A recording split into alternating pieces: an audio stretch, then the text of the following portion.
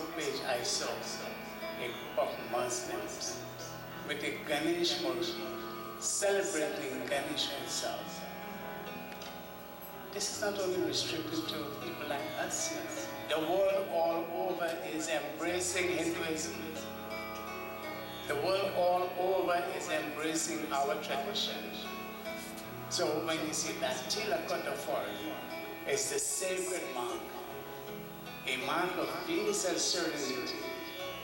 If that tilak is not applied on the forehead before puja, during puja, then there's no benefits to it. The Brahmin priest must have a tilak. This is why when a Pundit comes to the puja, he has his tilak.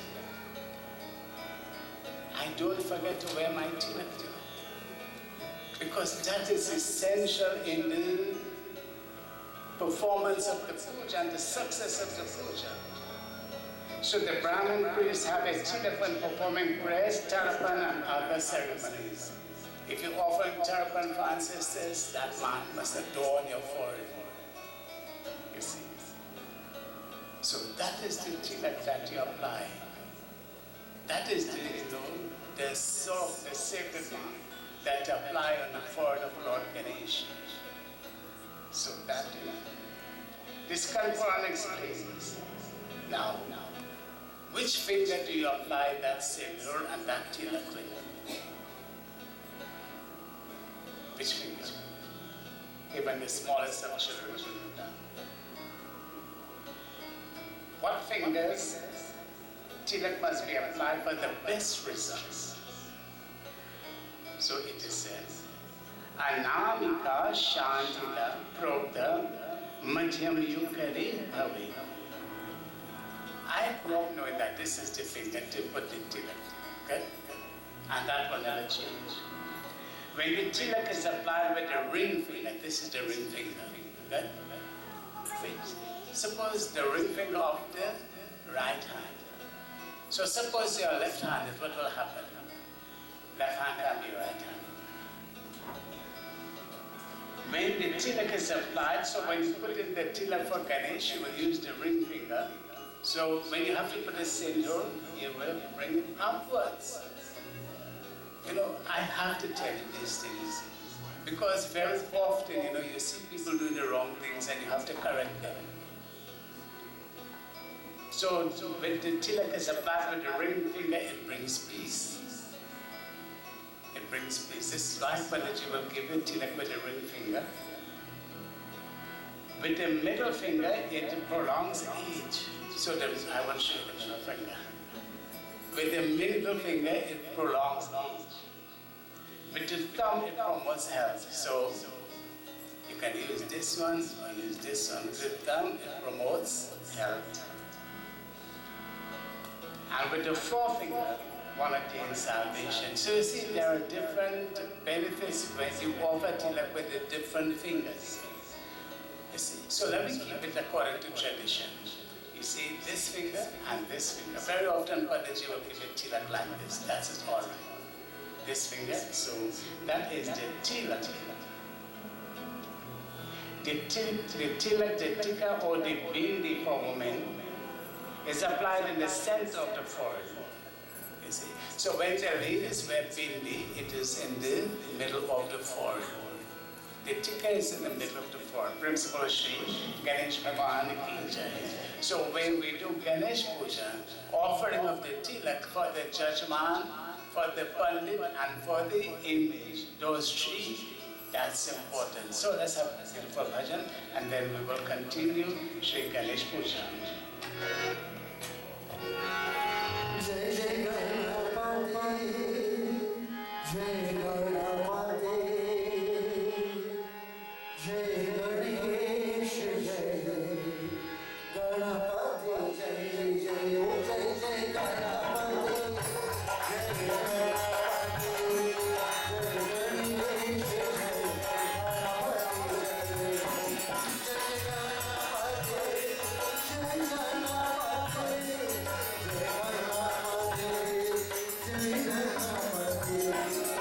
Jai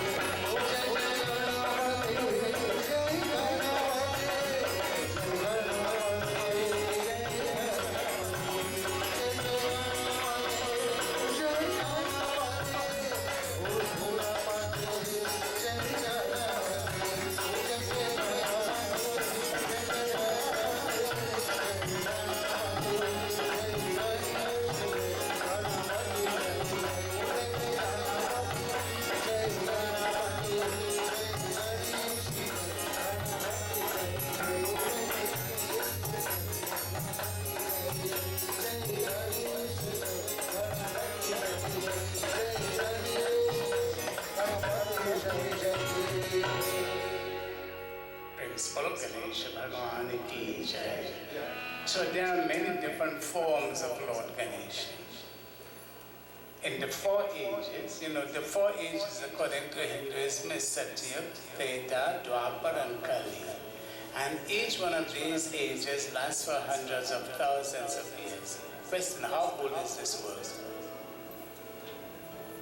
You know how old this world is? Maybe you could try finding out how old this world is. Millions of years. So in the first age, which was Satya, Lord Ganesh came as Vinayak. So he had 10 hands, sitting on a lion, dancing with brilliance. And during that age, there were 2 demons, Narantak and Devanta. So Lord Ganesh came to destroy them. In the second age, which was Treta, when Lord Rama came, Ganesh returned as Sri Mayuresh. So Mayuresh is the name of Lord Ganesh in the second age when Lord Rama came. 6 hands, mounted on a peacock, fair in complexion. And so the demon's name was Sindhu. So this is the katha I'm going to talk about when Lord Ganesh became Mayuresh. When he took the avatar, when he descended in the form of Mayuresh. So why was it important and why was it necessary for Lord Ganesh to descend in the form of Mayuresh? There was a king whose name was Chakrapani and his wife. So the king and the queen, they were virtuous people. The king ruled efficiently. He had many divine virtues. He was loved and honored by everyone. The kingdom in which he ruled over was filled with wealth and prosperity. There were no needs, there were no wants. Won't we like to live in such a situation? Where there is prosperity, where there is wealth for everyone, where there is equal distribution of the assets of the country for everyone, then we have to get a ruler like this. Divine virtues in all our scriptures, all the kings and all those who were in power, they had their guru with them. They had their guru who was their spiritual advisor. You know who the guru is? The guru is the spiritual advisor. When Raja Dasharatha had to make all the decisions, he did not make it on his own. He made it according to the rules of the scriptures. His guru was consulted. When Raja Dasharatha wanted to crown Sri Ram, he sent for his guru and discussed it with his guru. And when such a things happen, Bhagavan Krishna says, Tasmat Shastra Manante, when you follow the rules of the scriptures, you will always have prosperity. You will always have prosperity. So Chakrapani the king, you see, he ruled according to the scriptures. There was wealth and there was prosperity. And his wife, the queen, she possessed very beautiful qualities, divine virtues.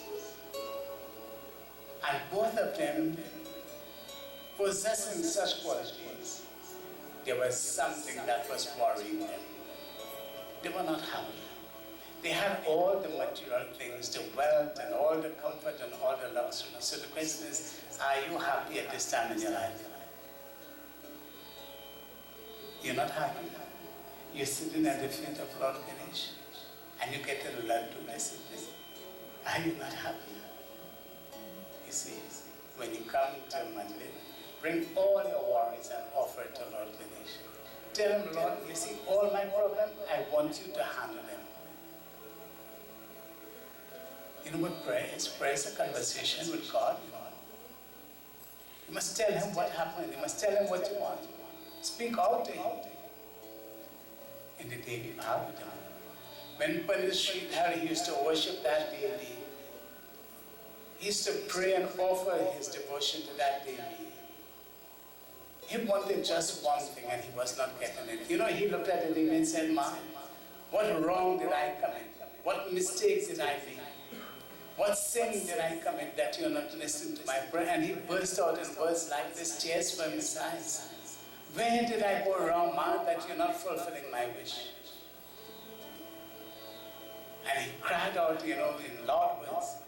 Just then he heard the sound.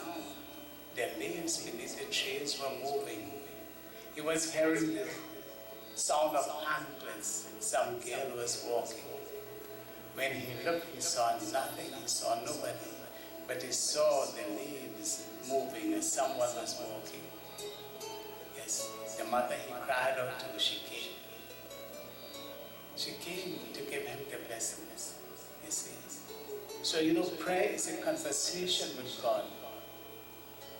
So, what happens? Both Chakrapani, the king and the queen, they were not happy. Despite having all the things material, they were not happy.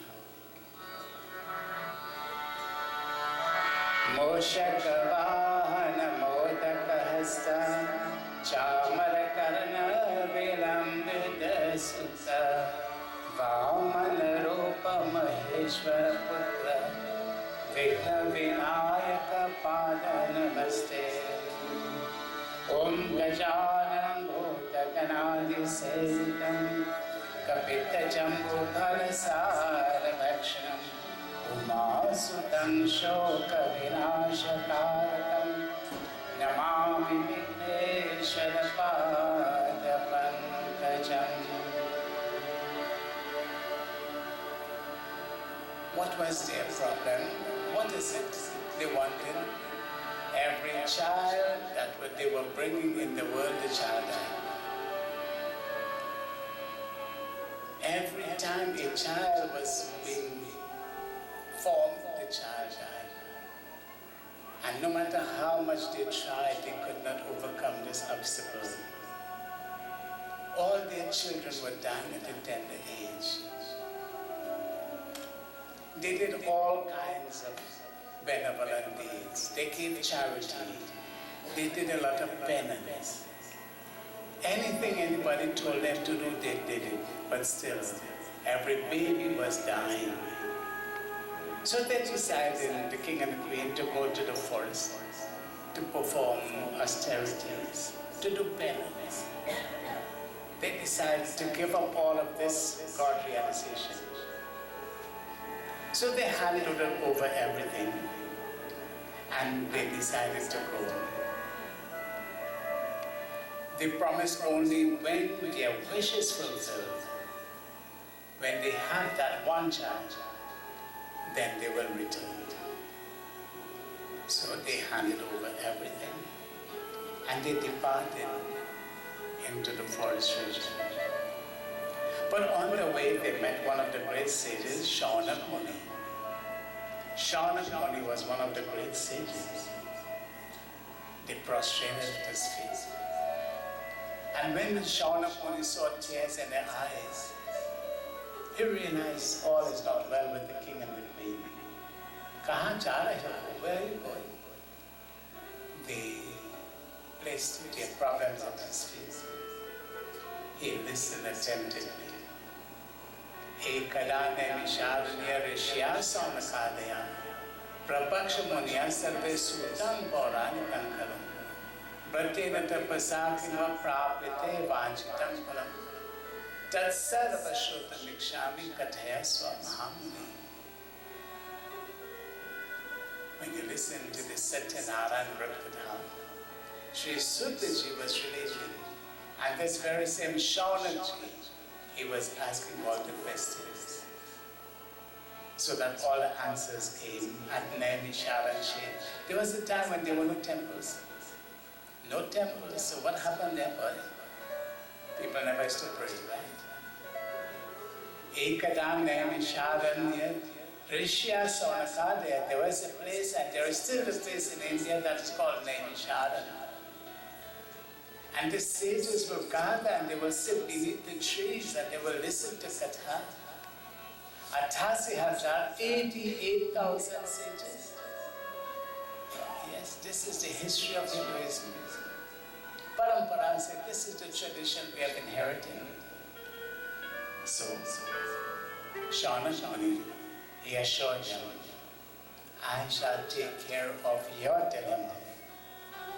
He advised them, look up to the sun. When they looked up to the sun, he said, the sun god will take care of your problem. The sun god will take care of that problem. Every one of your child is dying at an early age. The sun god will handle that. He then initiated them. He initiated them in the Surya Narayan Brat. The Surya Narayan Brat. You know, for Lord Shiva, you have the Solar Sombar, but the 16th Monday fast. You see, when the month of Shravan comes, July, August, there's a 16th Monday fast to do for Lord Shiva. And whatever you want, you're going to get it. You better be good then. For Surya Narayan, there's a fast for Surya Narayan. Of course, this one, I know about you, but I need a guru. I need a guru to teach me the art of all of these.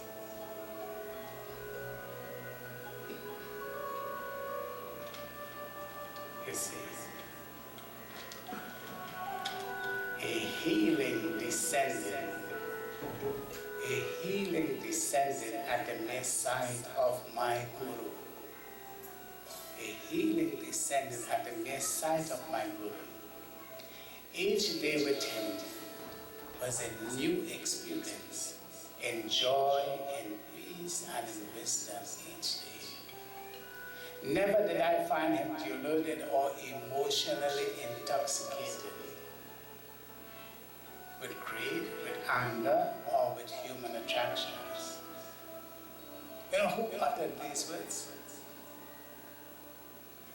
Paramahansa Yogananda. Swami Yogananda. He is the one who uttered these words. You know how he described his guru?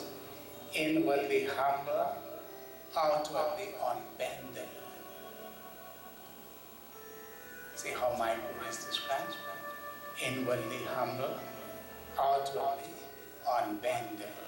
Principle of Guru Maharaj ki jai. So, Shaunaka Muni initiated them in the Surya Narayan. The sage taught them the mystic mantras of the sun god, and last night I told you. What is the sound that comes from the sun, S-U-N? Don't forget that. And no Hindu didn't say that. The Western world has discovered the sound that comes from the S-U-N is oh. Everybody, oh. That is the sound that comes from this sound, from the sun. And yesterday we talked about the ringing of the bell and the ghanta and the shan. And you know what that produces? That produces the sound oh. When you listen to the sound of the ghanta, the ghanti and the shan, it produces the sound om. Om is Ganesh and Ganesh is om. You see.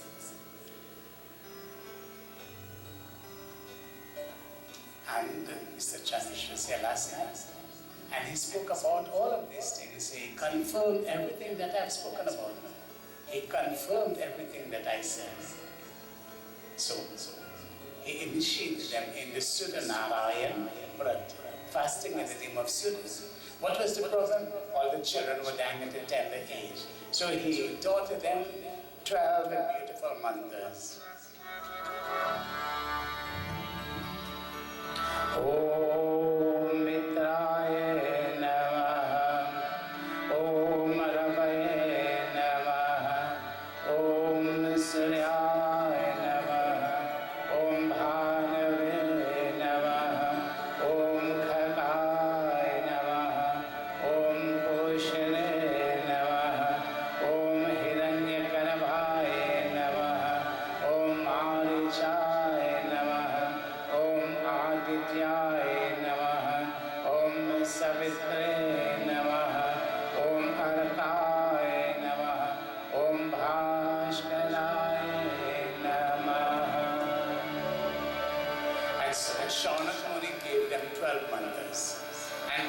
12 mantras of the sun. I'm sure you know one. Om Suryaya Namah. Everybody? Om Suryaya Namah. The worship of the sun. And the king explains to him rather, Shanmukuni explains to the king. If you look at the Surya Namaskar, the pictures of the Surya Namaskar, different positions you will have to adapt. And one of the simplest positions for Surya Namaskar is to lift up your hands towards the sun like this. If in the morning you just lift your hands like this towards the sun and you bow Om Suryaya Namah, that is one of the postures of offering salutations to the sun. Simple as that. You put up your hand Om Suryaya Namah and you bow. That is one of the beautiful salutations you can offer to the sun. So explaining to him, he said at the conclusion of this vow, you should distribute gifts like cows, like gold, like clothes to the Brahmanas. And then you must feed the holy ones, and then you will have the blessing of the sun god. You see, Lord Krishna in chapter 18, verse 5 says, Yajna dana tapaha karma. He tells us what we must do. As a Hindu, you get your directions from the scriptures. Your guru will get it from the scriptures and the guru will give it to you. So he says, yajna, sacrifice. Dhanam, giving of charity. You see, as I told you, Pundit Sri who he looked at a Devi and said, Ma, what wrong have I done? The same Devi came to him and said, Pundit Sri, I want you to do something. But the Devi came like a 9-year-old girl dressed in red, with a red bindi in a forehead. And you want this 9-year-old girl who was Durga coming to tell him, Panditji, tomorrow afternoon I wanted to feed this whole village. You see, he was asking the Devi, what wrong did I do? What mistake did I make? And she came to tell him, there's one thing you did not do. You did all the penance, all the puja, you offered everything. But you did not feed the Brahman Devata. If you don't feed the Brahman Devata, you will not have success. So he was told to invite the whole village, and that same 9-year-old Devi, VISHNU Devi, Durga Devi came with the Kamandala. She fed everybody. Everybody had something to eat. All the sadhus, the saints, the Mahatmas, they all were fed. You see, that is so important. It is called Brahma Bhojan. You know what is Brahma Bhojan? You see, when your Pundit comes to your home and he does puja, right? And then he sits at the dining table and you give him that bhojan. You see, that is so important. We cannot understand the depth of the greatness of that which is called. It's not called bhojan, it is Brahma Bhojan. So he says, give cows, give gold, give clothes, according to your ability. And then feed the holy ones, and Surya Bhagavan will be pleased with you. So he initiated them in this beautiful prayer, and then he left them. They started to undertake this brat, this vow, this fast. So they sat down, meditating on Sri Surya Bhagavan. Principal Sri Surya Bhagavan ki jai. Who is he? He is Narayan, Surya Narayan. He is Lord Vishnu. We could see God. Who is the visible God? Tomorrow morning, look at that sun. Look at that sun. That is the visible form of God, the source of all life. So one of the things you must do when you get up in the morning and you see that sun, put your hands together and say, Om Suryaya Namah, thank you, Lord. I've seen another day. So let's all join together.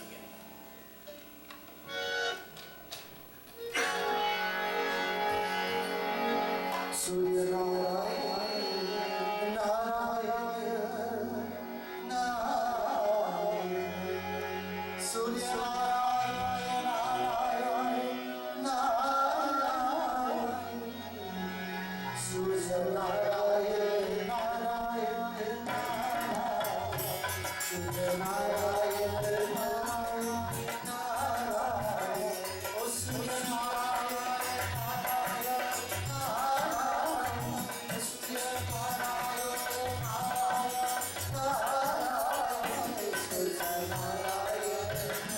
Thank you.